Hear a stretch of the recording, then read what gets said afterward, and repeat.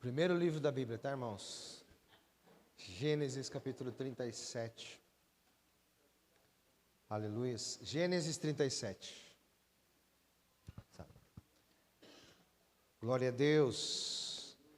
É um prazer estar aqui na Conferência Farol. Amém? Deus já tem feito grandes coisas aqui. Já estamos em uma imersão aqui de 2 dias praticamente. E o Senhor está nos imergindo na sua presença. Né? Não é fácil. Né? Nós somos como aquela uva que antes de se tornar o vinho, ela tem que ser moída. Né? Como o nardo, que era um dos elementos para se fazer a essência, né? Que se levava o incenso ao templo do sumo sacerdote, ao santo dos santos. Esse nardo era tão difícil de achar, mas quando ele era encontrado, essa planta que dá no deserto, se cheirasse ele, in natura não tinha cheiro nenhum. Mas se você esmagasse, quanto mais você esmagasse ele, maior era a sua essência. Então, o Senhor nos trouxe para um lugar para nos esmagar essa noite. Aliás, esse final de semana. Amém? Então fala para a pessoa que está do seu lado assim, fala, se prepare. Porque o Senhor quer te esmagar. O Senhor quer extrair de você uma essência nova. Amém? O Senhor quer extrair de mim, de você, uma essência nova. Gênesis 37 conta uma história muito conhecida. Não vou ler todo o texto. Gênesis 37, do 12 em diante. O texto diz assim: os irmãos de José tinham ido cuidar do rebanho do seu pai, perto de Siquém. E Israel disse a José: como você sabe, seus irmãos estão apacentando os rebanhos perto de Siquém. Quero que você vá até lá. E ele disse: sim, senhor, respondeu. Disse seu pai: vá até lá, vê se está tudo bem com seus irmãos, e traga-me notícias. Jacó enviou quando estava no vale de Hebrom, mas José se perdeu quando se aproximava de Siquém. Um homem o encontrou vagando pelos campos e o perguntou: que é que você está procurando? E ele disse: procuro meus irmãos. Pode me dizer onde eles estão apacentando os rebanhos? Respondeu o homem: eles vão partir daqui. Vamos para Datã. E assim disse José.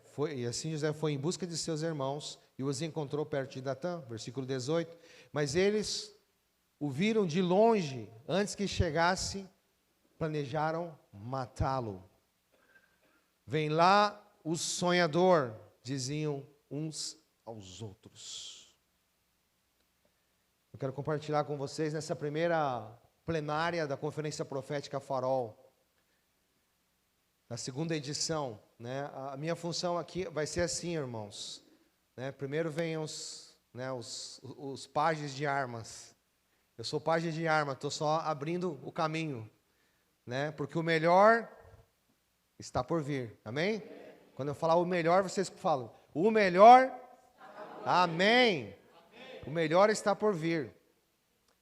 Eu quero só abrir o caminho aqui para o que Deus está fazendo nesse tempo. E eu queria falar um pouquinho sobre chamado, sobre propósito e sobre vocação.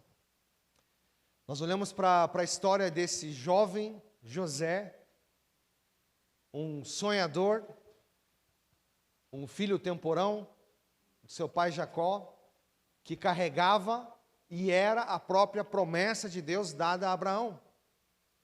Esse jovem sonhador era um filho charmoso, como diz em espanhol, hermoso, não? Era um filho lindo, era um filho amado, preferido.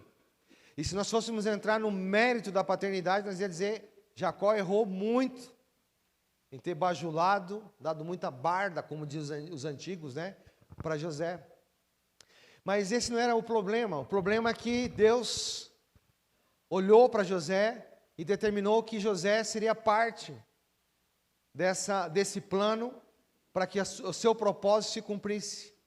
Então Deus começou a revelar a esse jovem sonhador, a esse jovem profeta, visionário, coisas do reino espiritual. Eu queria fazer a primeira parada aqui essa noite para falar. Aqui são todos líderes e pastores, amém? E missionários? Amém? Concordaram, já era, irmão. Todo mundo apto para a missão. Hã? Você está rindo, né, irmão? Ó, Wesley. Todos os líderes, missionários interessados, se você veio aqui essa noite, é porque você quer algo de Deus, algo mais profundo de Deus, amém? Talvez você veio para cá pensando, Senhor, eu quero uma resposta do Senhor. Talvez você veio para cá, Senhor, eu quero um espaço, um lugar para mim botar o meu escudo, a minha espada, tirar um pouco da armadura, e eu quero te ouvir, eu quero te adorar, eu quero dizer, Maranata, ora vem, Senhor Jesus. Eu não conheço o seu coração, mas em Apocalipse diz que o Senhor, existe um que tem os olhos como de fogo, que anda no meio da igreja sondando o coração dos homens, se referindo a Jesus Cristo. Ele conhece o seu coração e Ele conhece o meu coração. Eu não sei como você veio aqui, mas o Senhor da sua vida, da sua alma, sabe como você veio aqui. Quando a gente abriu a primeira sessão de imersão, ontem de manhã, penso, né? Uma das coisas que o Senhor nos orientou a fazer foi, faça uma escolha. Se você quer ser um copo cheio, tudo que for derramado nesse copo vai vazar, vai ser derramado. Mas se a tua atitude é um copo vazio, tem espaço. E você vai aprender. E você vai receber. Amém? Então, a decisão é minha, a decisão é sua. Você pode vir para mais um congresso, para mais uma conferência, para mais um culto, para mais um tempo. Ou você pode vir para a conferência. Você pode vir para um tempo onde o Senhor vai mudar o seu destino. Vai mudar a rota da sua vida.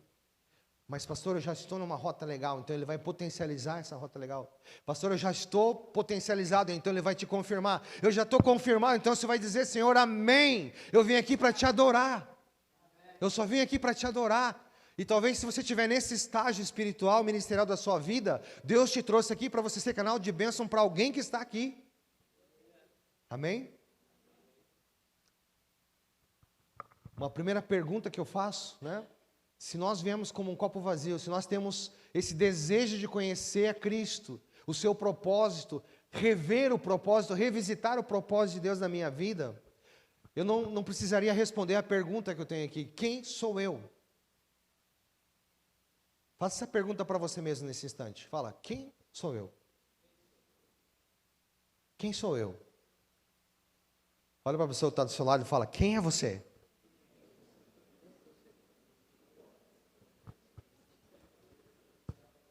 Se essa fosse a sua última semana de vida, se essa fosse a sua última semana de vida, o Senhor te revelasse, meu filho, minha filha, eis que te digo, chegou a sua última semana de vida, se prepara, te prepara, não? Como diz o gaúcho, te prepara-te. Pega um caderno e faça uma autobiografia da sua vida. Ou escreva o que vai na lápide do seu túmulo. Pastor, que mensagem melancólica. O que você escreveria? O que estaria na sua biografia de vida? O que você, a resposta de quem sou eu, pela sua boca, pela sua perspectiva, é uma coisa. Mas se você perguntar para a pessoa que está do seu lado, o que você acha que eu sou, a resposta vai ser diferente. E se você perguntar para um conjunto de pessoas, quem sou eu, a resposta vai ser ainda mais diferente. Mas o tema não é esse. O tema é, pergunta para Deus. Fala, Senhor, quem eu sou? Ele tem um manual de construção. Eu queria falar desse jovem José. Na primeira fase que eu queria falar dele é a fase do sonhador. O que José tinha na fase do sonhador? Versículo 37, né? Versículo 5 do capítulo 37. Um jovem sonhador, né? E não era fácil o sonho do homem, viu, pastor Leonardo? Ele acordava uma manhã de boa, falava, irmãos, papai e mamãe, tive um sonho essa noite. Sonhei com vários astros no céu, e tinha um mais grandão, um maiorzão, um mais bonitão. E adivinha quem era? Era eu. E os pequenininhos? Vocês. Não sei o que significa, mas eu tive esse sonho, né? Não era fácil o sonho de José para os seus irmãos. Não era à toa, né? Como diz o outro, que No texto que nós lemos, os seus irmãos vindo, avistando José de longe, disseram, é hoje. Vão matar esse cara hoje, é hoje. Lá vem o sonhador, vão matar ele. A fase do sonho, eu não sei que fase da vida você está hoje, no ministerial. Essa fase do sonho, quem era José? Um sonhador. Alguém sonha coisa ruim para a sua vida? Quem está sonhando uma desgraça aqui para a próxima semana? Hã? Quem sonha um destino ruim para o seu casamento? Quem está sonhando falir financeiramente aí nos próximos meses? Quem está sonhando em ter um ministério não frutífero? Ah, está muito bom, eu estou bom demais aqui, eu não queria ser tão bom assim. Alguém sonha coisas ruins? Tem um provérbio que diz assim, como imaginou na sua alma, assim é. Como imaginar na sua alma, assim é. A imagem que você tem de você mesmo, se é só isso que você tem de você mesmo, uma imagem de você mesmo, pode ser que ela se realize. Pode ser que ela nunca avance, porque a imagem que você tem de você mesmo não tem muito valor. O importante é a imagem que Deus tem de você, o que Deus construiu para que você fosse. Aquilo que o Senhor trabalhou para que você fosse, aquilo que Ele preparou para que você fosse. Nós lemos hoje de manhã, Efésios 2, versículo 10, que diz que nós somos criados por Deus e recriados em Cristo Jesus para vivermos as boas obras, ou nas boas obras que Ele preparou para que nós vivêssemos nela. A pergunta aqui é, que boas obras são essas? O que Deus preparou para que eu vivesse? Essa fase da vida de José, ele estava apenas sonhando. E o sonhador, ele sonha. O sonhador, ele viaja. Não é verdade? Não é bom ter um sonho? Quem tem bons sonhos aqui? Eu lembro uma vez que eu estava na igreja, tinha pregado, a minha esposa estava num congresso, eu estava só eu e o Caleb era pequenininho ainda, né? Tinha 5 ou 6 aninhos, e nós tínhamos combinado de comer um sanduba, né? Aqui diz que tem um X gaúcho, né? Que é bom. Cadê o Osés? Falando, né? Quase 1000 quilômetros falando do X gaúcho aqui no meu ouvido, esse homem, Osés. E aí nós ia comer um X tudão lá na minha cidade, né? Depois do culto, só estavam os homens em casa, né? Eu lembro que eu tinha 20 pila no bolso, uma nota de 20 reais no bolso. Fui para o culto. E na barraquinha do X-Tudão não aceitava cartão, e não tinha Pix naquela época. Aí eu combinei com meu filho de 5 anos, 6 anos, a gente, acabou o culto, filho, nós vamos comer aquele X-Tudão lá, é 10 pila, né? Era naquela época, né? E aí, irmão, no culto, a gente se empolga, irmão. Foi o culto, sabe aquele culto gostoso? Sabe quando a presença de Deus, sabe, tá envolvendo o lugar? Tudo é maravilhoso, né? Até a nota desafinada do louvor é bom, né? Até os anúncios tá concordando com aquilo que você veio buscar. E foi um culto maravilhoso. Na hora da oferta eu me empolguei.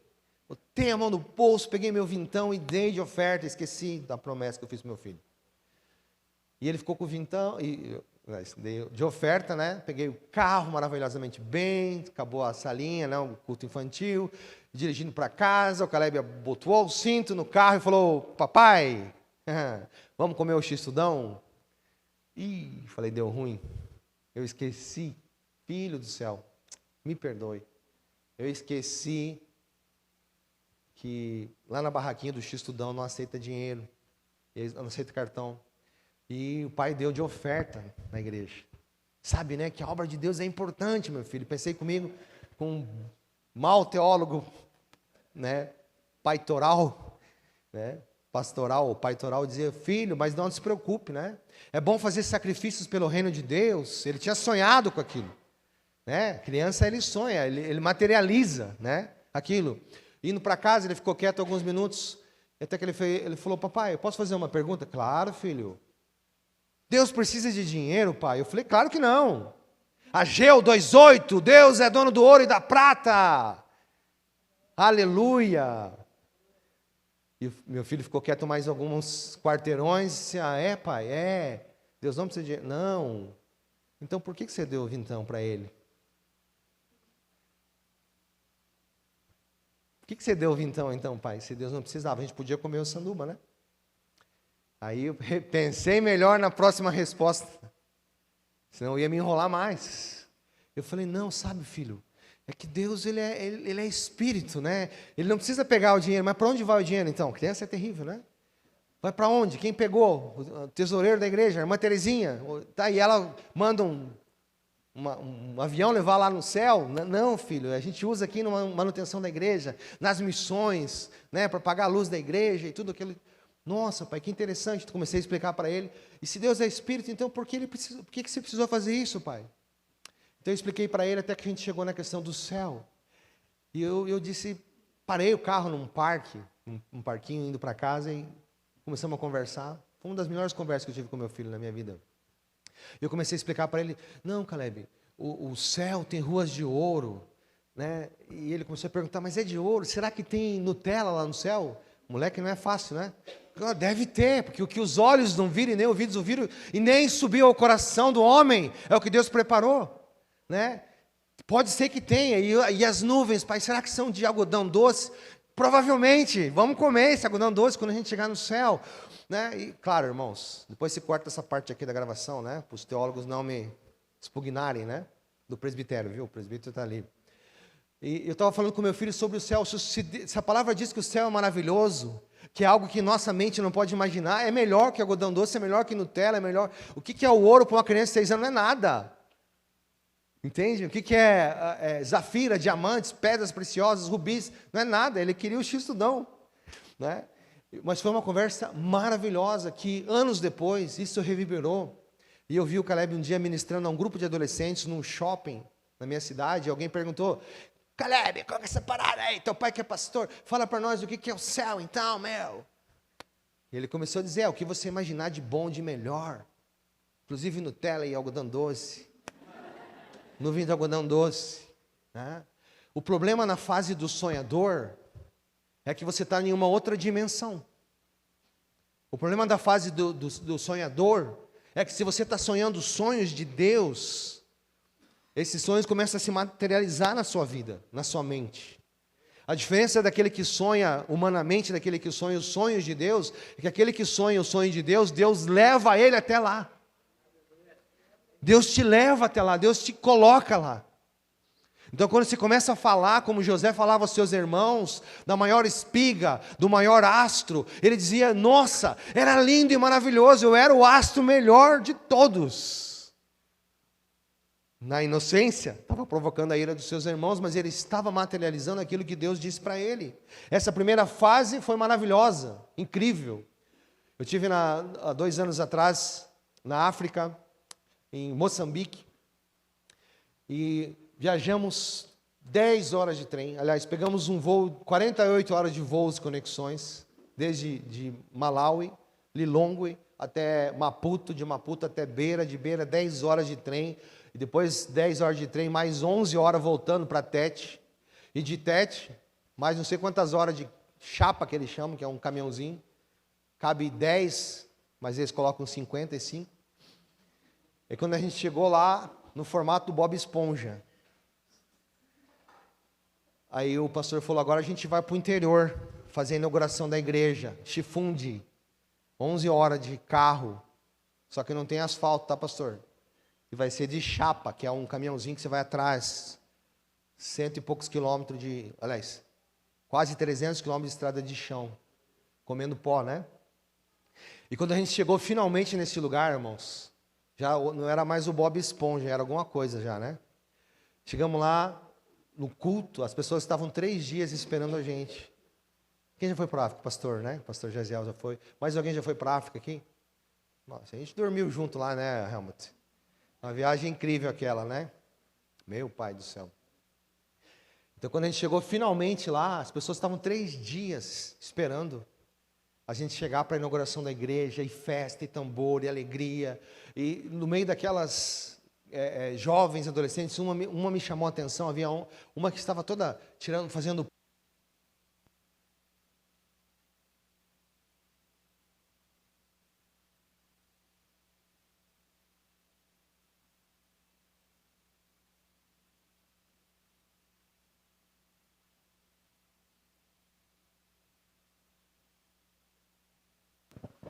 Chamei o nosso missionário, né, local, pastor Francisco, e falei, pastor, aquela mocinha ali, como que ela...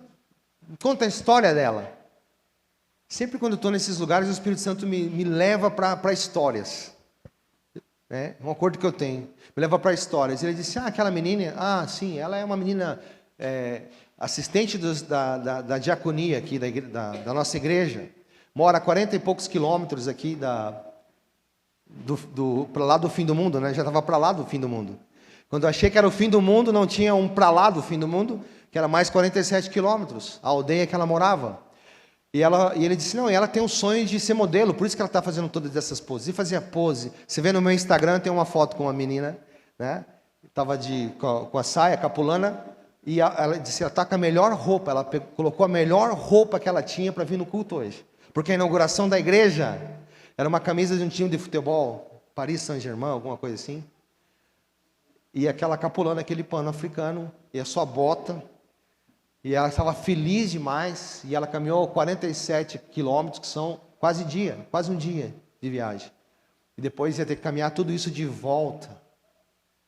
E ela estava tão feliz, tão alegre. E eu comecei a recordar da nossa igreja, da igreja do Brasil. A gente cantou aqui, eu vou colocar as vestes brancas para encontrar o meu noivo. Eu quero vestir as vestes brancas para encontrar o meu noivo.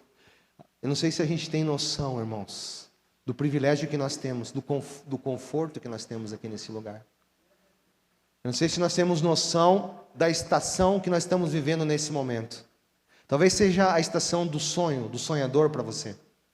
Aquela menina feliz, maravilhada, abraçava, e foi o máximo para ela tirar uma foto, né?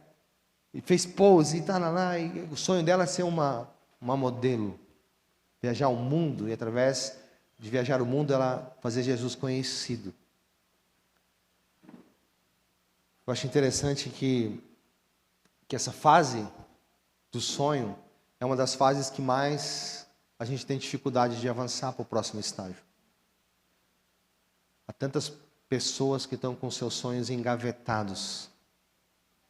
Palavras proféticas descridas, engavetadas, travadas. Chamado negligenciado. Porque nós não discernimos essa fase do sonho. José continuou, e a segunda fase que eu queria falar da vida dele é a fase da rejeição, Gênesis 37, versículo 38. Seus irmãos iriam matá-lo, na verdade, mas sempre na história de um sonho que tenta ser morto, o Senhor tem um anjo. Nesse caso tinha um irmão mais velho que impediu Rúben. Rúben disse, não toquem no menino, joguem ele num poço, no deserto. Impediu que Rúben, que os seus irmãos o matassem. E a Bíblia diz que o plano de Rúben é devolver o seu irmão ao seu pai. Então ele é jogado num poço, e quando Rúben se afasta, eles veem os ismaelitas se aproximando. Medianitas? Ismaelitas? É um desses povos aí. Uma caravana se aproximando, e ele diz, eles pensam, então vamos vender, e venderam José. Essa fase da rejeição, quem era José nessa fase da rejeição? Um rejeitado por seus irmãos, confuso com seu propósito de vida, talvez frustrado com Deus. Aliás, Deus é o primeiro que paga a conta na frustração da vida do crente. Já parou para pensar isso? Quem é pastor? Pastor, levanta a mão aqui. Amém. Tem mais, viu? Vocês sabem que tem mais. Vocês sabem que tem mais. Tem chamados aqui que precisam ser confirmados essa noite. Tem mais gente. Amém? Tem mais pastores e pastoras aqui dentro.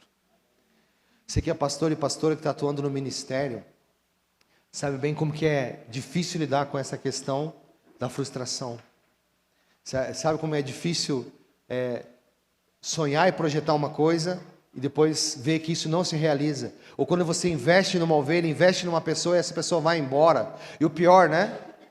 Antes de ir embora, antes de sair da igreja, essa pessoa busca o pastor e diz, pastor, olha, eu queria só te agradecer por esse tempo. O senhor é top. O senhor é maravilhoso, tá? Eu só estou indo para um novo estágio espiritual, eu preciso buscar um pouco mais, mas não é com você, tá, pastor? E nem com a igreja. Né? E já passou por isso? Você já passou por isso? Quando a pessoa está falando, a vontade de dizer, não precisa falar mais nada. Vai com Deus. Se sentir rejeitado é uma coisa terrível.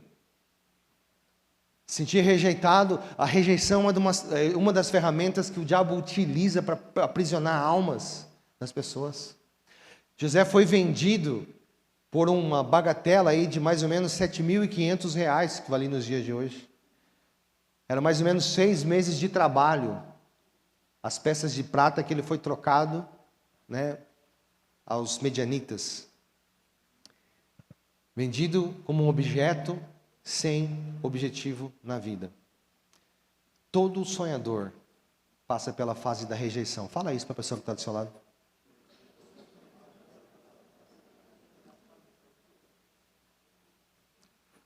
Todo sonhador passa pela fase da rejeição.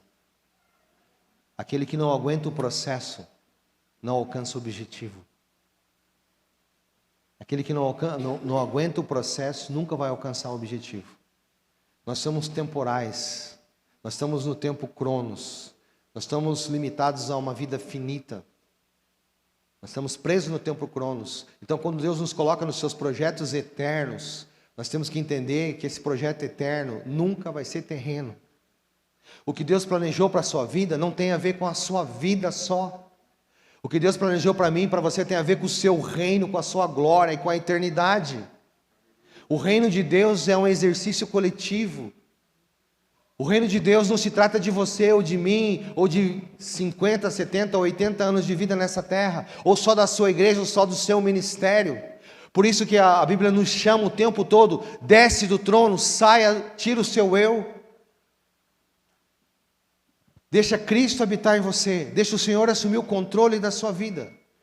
E quando Paulo chegou a essa conclusão, ele disse, não vivo mais eu, mas Cristo é que vive em mim. Não vivo mais eu, mas é Cristo quem vive em mim. E se podíamos citar várias frases importantes de Paulo citando isso, dizendo que eu quero fazer não faço, mas aquilo que eu não quero, isso eu faço. Porque o viver é ganho, morrer é lucro. E viver para mim mesmo não tem sentido, não dou valor só à minha própria vida. Minha própria vida só tem valor conectado a um propósito celeste, a um propósito dos céus. Saindo da fase de sonho, vem a fase de rejeição. Aí José entra numa nova fase da sua vida, a fase da acusação. Ele é vendido como um escravo a Potifar. O filhinho do papai, o da túnica bonitona, o dos sonhos e das revelações, agora é vendido como escravo. E eu não sei vocês, irmãos, a minha vida, a minha caminhada de fé é uma caminhada de altos e baixos. Né? Olhando na minha ótica e na minha perspectiva. A minha caminhada, quando eu projeto alguma coisa, diz, isso vai avançar. Agora sim. Agora eu tenho o plano, agora eu tenho a receita. Vai avançar, vai ser. O Senhor muda a rota. O Senhor fala, legal, mas não era isso que eu queria. Não era bem isso que eu tinha dito. Ano passado nós tivemos uma experiência profunda. Visitando uma das nossas comunidades no Amazonas. Chegamos na casa do Zé. Eu já tinha tomado um café na casa do Zé o ano anterior, no Rio Negro, comunidade de Caiué. E o Zé tinha servido um café, então quando o barco parou lá na comunidade, eu fui ansioso na casa do Zé, mas o Zé não estava em casa, só estava a filha de 14 anos e a sua vozinha. E eu falei, cadê a mamãe? Não está aqui. Papai também não está. Depois alguém me chamou e disse, pastor, chegou um traficante aqui na comunidade. E a mãe do Zé, a mulher do Zé, se engraçou. E o Zé também gostou dela e falou, eu vou ficar com essa mulher e você sai daqui, senão eu te mato. E o Zé, temendo a sua vida, teve que ir embora e deixar suas 2 filhas. Dias depois, esse traficante foi para outra comunidade, levou também a mãe e ficou as 2 filhas com a vozinha. Uma menina de 12 e uma menina de 14 anos, numa comunidade no meio da selva amazônica. E quando eu escutei essa história, meu coração se quebrou, se partiu. Falei, Senhor, que terrível realidade é essa? A gente sabe o que acontece quando tem meninas desprotegidas. Mesmo debaixo da proteção da sua família, o abuso acontece. É uma cultura das trevas, abuso, incesto. Tem uma mentira satânica dizendo que as meninas engravidam do boto quando vão tomar banho no rio. Não é o boto. É a justificativa para quando uma menina engravida no meio da selva, onde só tem uma família e o único homem da localidade é o pai. E como que essa menina engravidou? O boto engravidou. Isso acontece frequentemente no nosso país, na nossa nação. Então, quando eu fiquei sabendo daquela história, a gente estava feliz porque pessoas estavam se convertendo naquela comunidade. Mas eu falei, a gente vai sair daqui e o que vai acontecer com essa família? Último dia, fizemos cultos todos os dias. Tinha um rapaz que estava com a gente o tempo todo pregando, acompanhando a gente, ajudando essa carne, pescando. E as pessoas diziam para ele, você quer se converter? Ele dizia, ainda não, ainda não.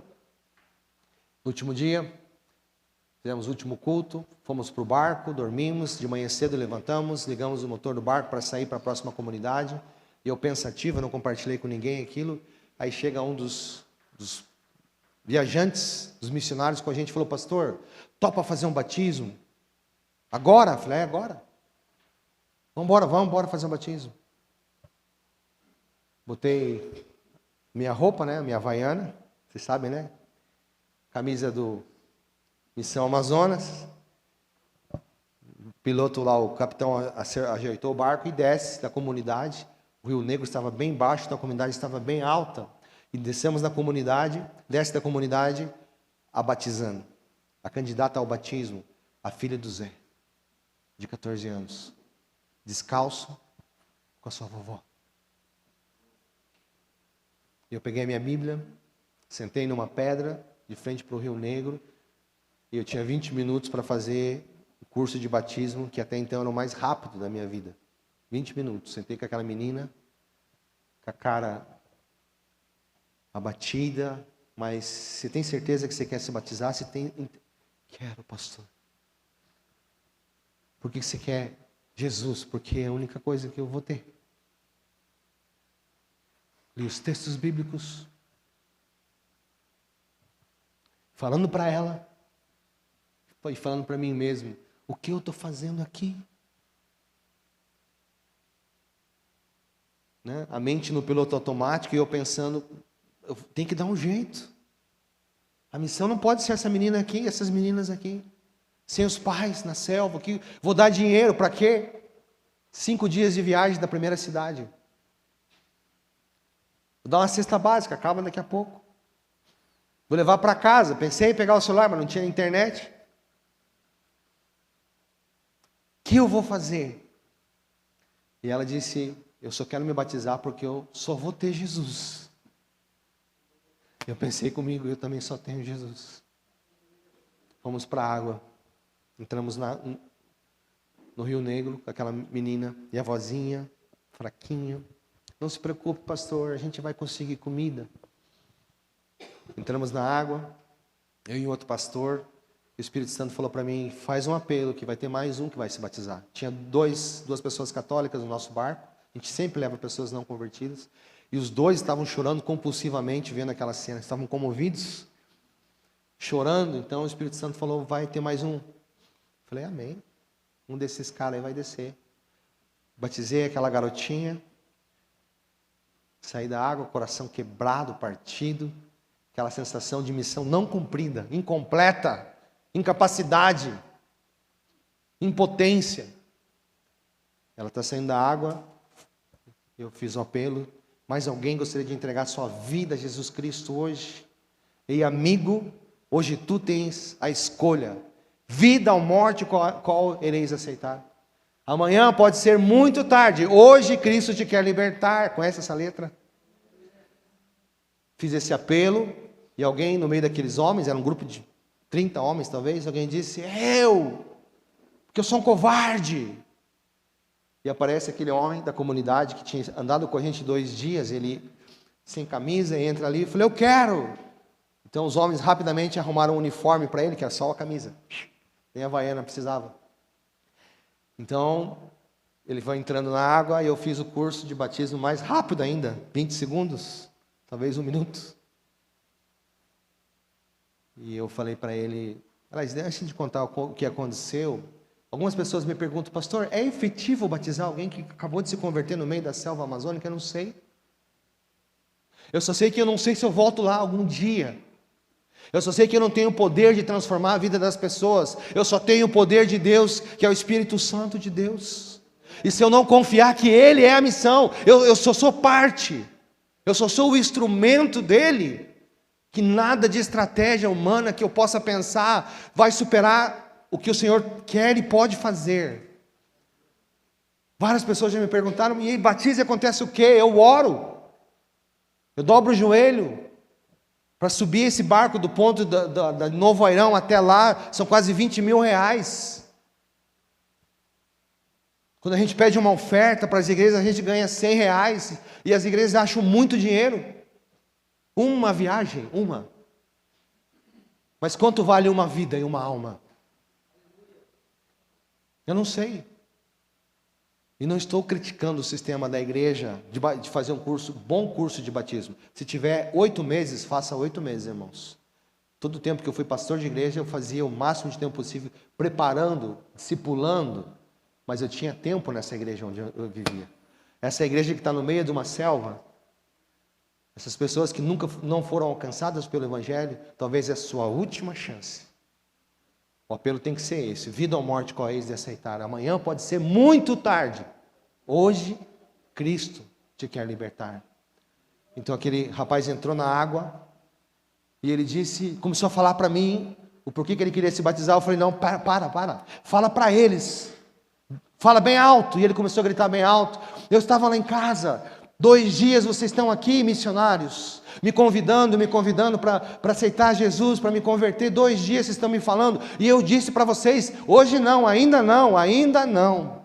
Eu estava lá em casa, escutei o motor do barco ligando, e uma voz falou para mim assim, ei, vá lá embaixo e diga tchau para os missionários.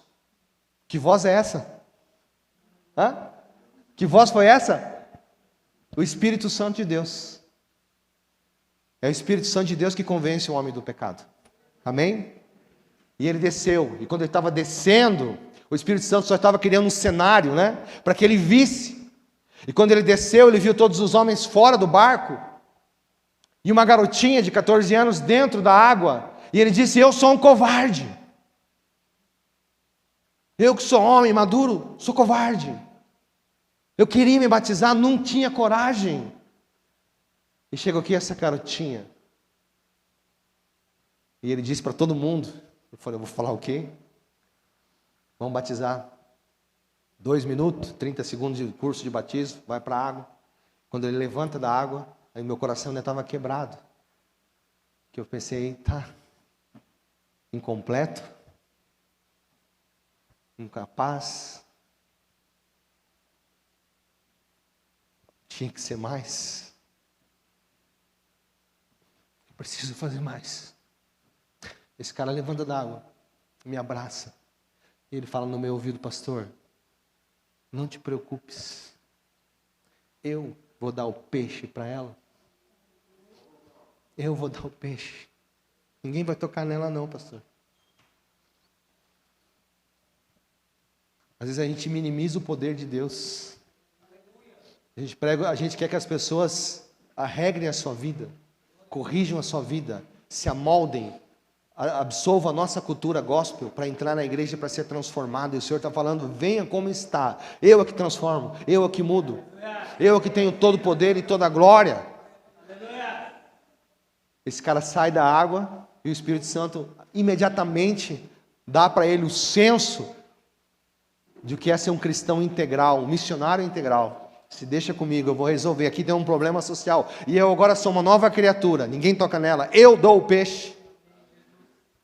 Eu dou o peixe. A gente precisa aprender a confiar em Deus, irmãos. A gente precisa aprender a confiar em Deus. José entra na fase, uma próxima fase da sua vida, que é a fase da acusação. A mulher de Potifar se apaixona por ele. Quer tocar nele, e ele foge, ele corre. E a pergunta, quem era José na fase da acusação? Quem é você na fase da acusação? Você é acusado de vez em quando de alguma coisa? Não, pastor, então tem que rever um pouquinho, né? Que a Bíblia diz que vocês seriam acusados, caluniados. Mateus capítulo 24. Diz que nós seríamos tentados de todas as formas possíveis, falsos mestres se levantariam. Por causa de Cristo nós iríamos sofrer, seríamos acusados de todas as formas. E às vezes quando a gente recebe uma criticazinha pequenininha, a gente já está desesperado. Abalou o meu ministério porque alguém questionou alguma coisa. Ei, escuta uma coisa. Se os seus pés estiverem sobre a rocha, não te preocupas. Amém? Os seus pés têm que estar firmados na rocha. O Senhor cumpre todo o seu propósito. Ele vai cumprir todo o seu propósito na sua vida. José é acusado, é caluniado, e ele foge e vai para a próxima fase. Uma fase terrível, onde ele é preso.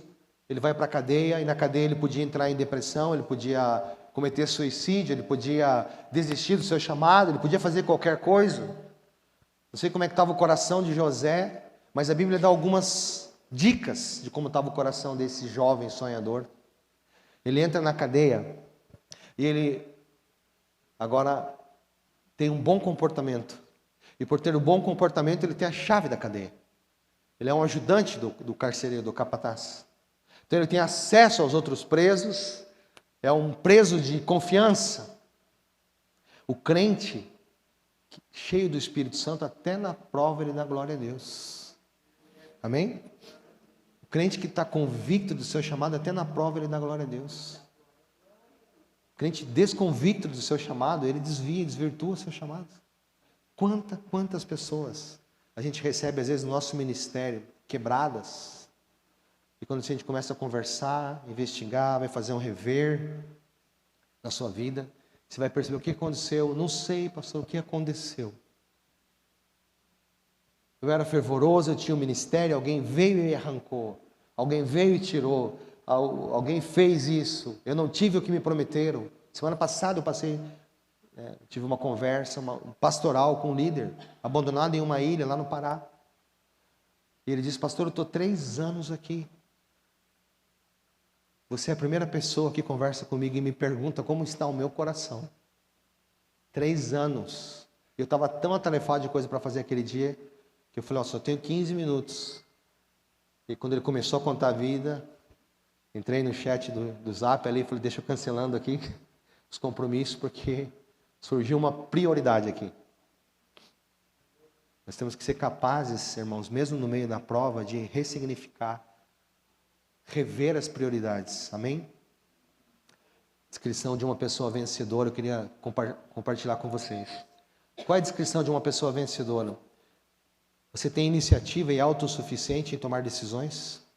Você não precisa de uma postagem nas redes sociais para expressar os seus sentimentos, porém faz isso espontaneamente, fisicamente com alguém? Se você ajuda as pessoas sem pensar em receber nada em troca, mas mesmo assim elas se levantam contra ti, te traem e você não se importa? Se as pessoas que te criticam e te fazem, te criticam por aquilo que você faz, e igualmente por aquilo que você não faz, e você não se abala com isso? Se você entende que aquilo que você faz, por aquilo que você faz, tem pessoas que vão te amar, e pelo mesmo motivo pessoas vão te odiar, e mesmo assim você continua? Se as pessoas que te criticam os seus métodos, e mesmo assim te copiam, e você segue sendo você mesmo, se você se importa mais com aquilo que Deus pensa de você do que a opinião dos outros, pode ser que você seja uma pessoa com perfil de ser vencedora. Quando eu me converti, eu aceitei Jesus, a minha discipuladora me disse, Emerson, agora você passa de ser um perseguidor para ser um perseguido. Eu não achei muita vantagem naquele momento. Falei, em vez de ser o caçador, você é a caça? É mais ou menos assim, ela me disse. Agora você vai parar de perseguir as coisas do mundo. Você vai ser perseguido. Você vai ser tentado. As pessoas é que vão te olhar. Eu lembro que eu entrava no ônibus, no mesmo ônibus que eu ia para a balada com a minha Bíblia, de capa preta. Tinha 30 jovens indo para a balada e só eu indo para a igreja. Só eu indo para a reunião. Às vezes eu estava voltando do monte de oração, da vigília, dando glória a Deus, feliz da vida. E a galera estava voltando, drogado, bêbado.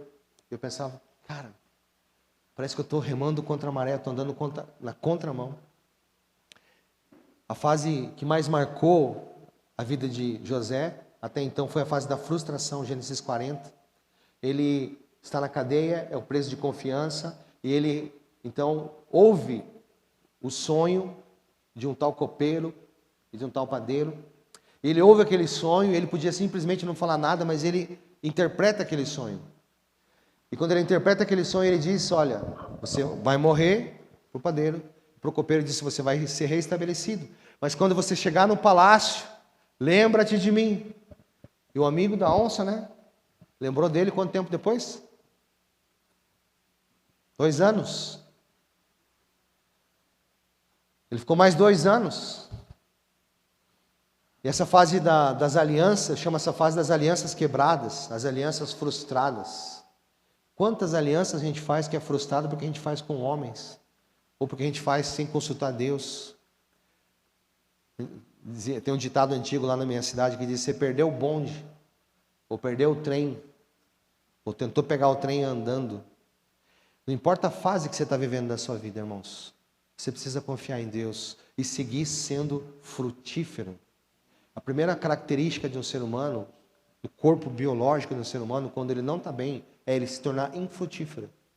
Não querer e não poder se reproduzir. E no mundo espiritual é a mesma coisa. A primeira coisa, quando a gente está frustrado no mundo espiritual, ministerial, a gente para de produzir frutos. A gente para de semear. A gente para de produzir, de ser frutífero no reino de Deus. José, mesmo nessa situação de frustração, ele seguiu sendo frutífero. Quem era José nesse tempo? Um cara atraído pelos seus amigos, frustrado com as suas amizades, o que faz as pessoas prosperarem através dos seus sonhos, mas os seus próprios não eram lembrados.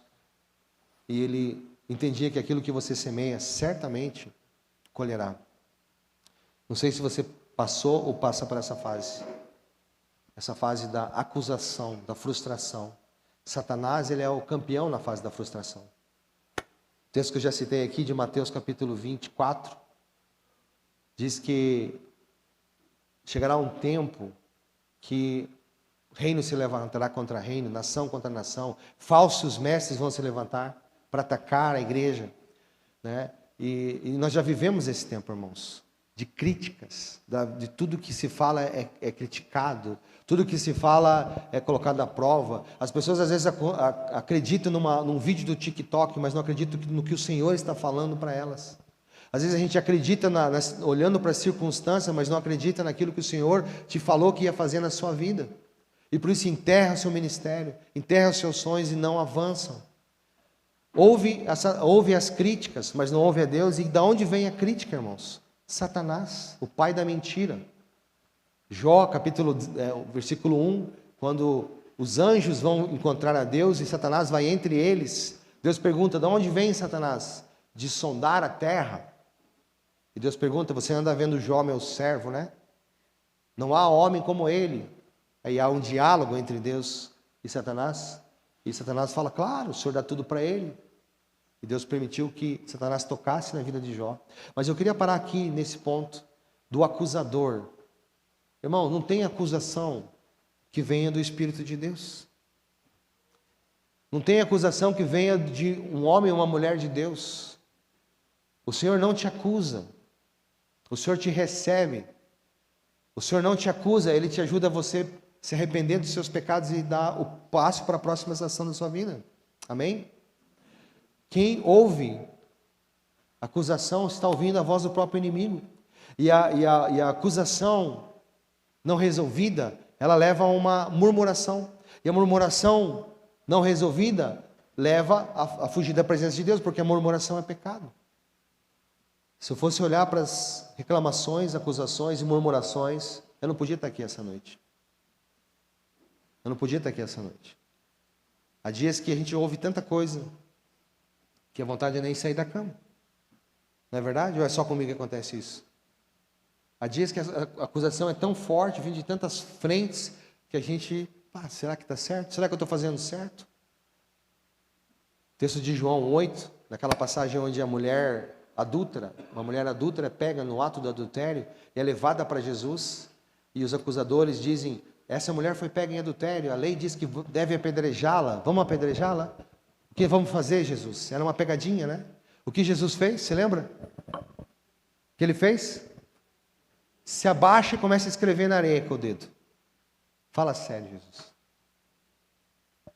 Uma multidão cheia de pedra na mão e uma mulher pega, né, em pleno ato do adultério, prestes a ser apedrejada, levam até Jesus, o rabi, o mestre, a solução do problema, e ele se abaixa e começa a escrever na areia. Alguma coisa. Não sei quanto tempo foi, mas eles insistiram, a Bíblia diz. Até que Jesus se levanta e diz, faz o seguinte, aquele que não tiver pecado, que estiver livre de pecado, atire a primeira pedra. E se abaixou, imagine que continuou escrevendo alguma coisa. O que Jesus estava escrevendo? Talvez o seu nome, os teólogos mais criativos vão dizer. E um por um, do mais velho ao mais jovem, se afasta. Então só fica a mulher em pé na frente de Jesus e ele se levanta e diz, cadê os teus acusadores? Ninguém te condenou? Não, nem eu te condeno. Vá e não peque mais. A acusação nunca vem de Deus. E porque eles queriam dar a decisão da primeira pedra para Jesus, porque a primeira pedra era do ancião. A primeira pedra era do juiz. A primeira pedra, num caso como esse, era daquele que dava a sentença. As outras pedras é uma multidão inflamada criticando. Como a gente vive muitas vezes nos dias de hoje. Pega o bonde, a história pela metade e critica e vai jogando pedra. Não sabe nem de onde vem, nem o porquê. Já parou para ver situações que a gente vive nos dias de hoje? Jesus falou, porém, se ninguém te acusou, eu também não te acuso. Vá e não peques mais. Queria ir para a última fase da vida de José. Essa fase sim, irmãos, chegamos. Gênesis 41, 43. Assim José foi posto como governador de toda a terra do Egito, porque ele interpretou o sonho do copeiro. Faraó colocou ele como segundo no comando. E agora sim, chegamos à fase do reconhecimento. Finalmente, aquele sonhador, aquele jovem sonhador, destratado, traído, humilhado, vendido, acusado, foi levado ao posto que ele merecia. José estava governando o Egito e sendo como um salvador de toda a terra do Egito e daquela terra naquele momento. Porém, essa não era a fase final da vida de José. Nós estamos falando de propósito, chamado e vocação. Aqui, José já tinha entendido o seu propósito, já tinha entendido o seu chamado e já tinha entendido a sua vocação. Até essa fase faltava uma coisa para José entender, o seu propósito de vida. Ele estava governando a terra do Egito, até que entra 7 anos de fome, e ele vai atendendo pessoas das nações estrangeiras, e um belo dia os seus irmãos entram. Os seus irmãos entram na sala, no escritório, obrigado irmã, no escritório de José, e ele reconhece os seus irmãos. E quando ele vê os seus irmãos, algo muda dentro das suas entranhas. Algo dentro do seu ser muda. Eles não o reconheceram porque ele estava com toda a indumentária das vestes egípcias. E a Bíblia diz que ele sai da sala e vai para a sala ao lado e começa a chorar copiosamente. José, que agora tinha passado por todas as fases, talvez esquecido da terra de onde ele veio, porque José não podia ter voltado para a terra e ver seu pai. Ele não tinha poder e autoridade agora para retornar à sua terra com o exército de Faraó. Vou matar os meus irmãos e vou me vingar. Eu vou falar para o meu pai o que aconteceu. Talvez José pensava, meu pai nunca veio atrás de mim. Talvez meu pai mandou eu para essa cilada. Eu não sei o que passava na cabeça de José. Mas essa última fase do reconhecimento, irmãos, não é o que a gente pensa. Quanta gente trabalha para ter uma igreja vibrante, cheia, um ministério maravilhoso, por causa do reconhecimento. Esse não é o pagamento de Deus. Isso não satisfaz. José, quando vê os seus irmãos, entra numa crise, chora copiosamente, vai a sala ao lado. Depois, quando ele manda os seus irmãos, revela aos seus irmãos, manda que ele buscasse o irmão mais novo, que ele levasse trigo, e ele retorna. Naquele momento, José vai entender finalmente o último ponto da sua vida, que é o ponto do seu propósito. O propósito de José não era só salvar o Egito. O propósito de José não era só salvar a sua família e os seus irmãos agora da fome, por causa da grande seca. O propósito de José era ser parte do propósito de Deus. A promessa que Deus havia feito a Abraão: você será uma grande nação. Bendito serás todos os seus filhos e todos os seus descendentes. Por causa de você, todas as nações da terra serão abençoadas. José foi entender que era só parte do plano de Deus. Ele era parte do propósito de Deus na sua vida. Eu queria terminar com isso. Não basta ser sonhador, não basta ser um realizador. Você precisa estar vivendo e estar disposto a ser parte do propósito de Deus na sua vida. Nós não somos super-heróis, irmãos. A nossa vida passa. Eu não sei o que significa a caneta que você tem na sua mão hoje. O crachá que te infere alguma autoridade. Eu não sei quantas pessoas estão sobre o seu mentoreio, sobre o teu cuidado, sobre a tua cobertura espiritual, sobre a sua administração. Eu não sei o que significa uma assinatura sua na sua caneta ou no mundo espiritual. Mas eu queria chamar sua atenção nesse momento final dessa meditação, dizendo que, assim como para José, é difícil entender. Para nós também é difícil de entender. Você não está onde você está por acaso. Deus te colocou aonde você está para que o propósito dele fosse cumprido. Não tem nada a ver com você, tem a ver com ele. Não tem nada a ver com você, apenas com você, tem a ver com as próximas gerações que virão atrás de você. Tem a ver com as milhares, centenas, talvez de milhares de pessoas que precisam conhecer o Evangelho através da sua caneta ou do seu crachá, através da sua palavra ou daquilo que Deus colocou na sua mão. Não tem a ver com você, não tem a ver comigo, tem a ver com Ele, com o reino de Deus e para aquilo que nós fomos criados. Termino dizendo isso. Pastor Vladimir, pode vir. Termino dizendo isso. Entenda que você foi chamado com um propósito. Você foi chamado para cumprir o propósito de Deus. Se José entendesse, se José não tivesse superado todas essas fases, e não tivesse entendido que não tinha nada a ver com ele, não tinha a ver com a traição, não tinha só a ver com aquilo, com a traição, com a rejeição, com a má compreensão daquilo que as pessoas estavam fazendo com ele, talvez com a frustração com Deus. Talvez você esteja frustrado com alguma coisa com Deus essa noite, eu não sei. Mas eu queria dizer para você, ainda não acabou. Caminha mais uma milha. Amém? Persevere mais um dia. Saia do trono, saia do controle, saia do centro e entenda que essa caneta não é sua. Essa caneta é o que Deus colocou na sua mão para que você fosse instrumento de Deus, para que alguém fosse e seja alcançado. Há 25 anos atrás, eu não entendia isso. Não tinha a menor ideia disso. Assim como talvez muitos dos crentes de hoje, eu pensava só em mim mesmo. Pensava só no meu elevo espiritual, na minha intimidade com Deus, no meu crescimento, no meu ministério. Mas à medida que a gente vai caminhando, a gente vai percebendo que não tem nada a ver com a gente, cara. Tem a ver com Ele. Não tem nada a ver com a organização. Tem a ver com o Senhor. Tem a ver com o Senhor. Sabe aquela decisão ilógica, talvez, que você está tendo que tomar? Talvez seja. Sabe aquele passo de fé que você tem que dar? Aquele passo que você tem que dar, mas não tem um chão na frente? Talvez seja o dia, ou a noite, ou o momento de você dar o passo para que Deus coloque o chão.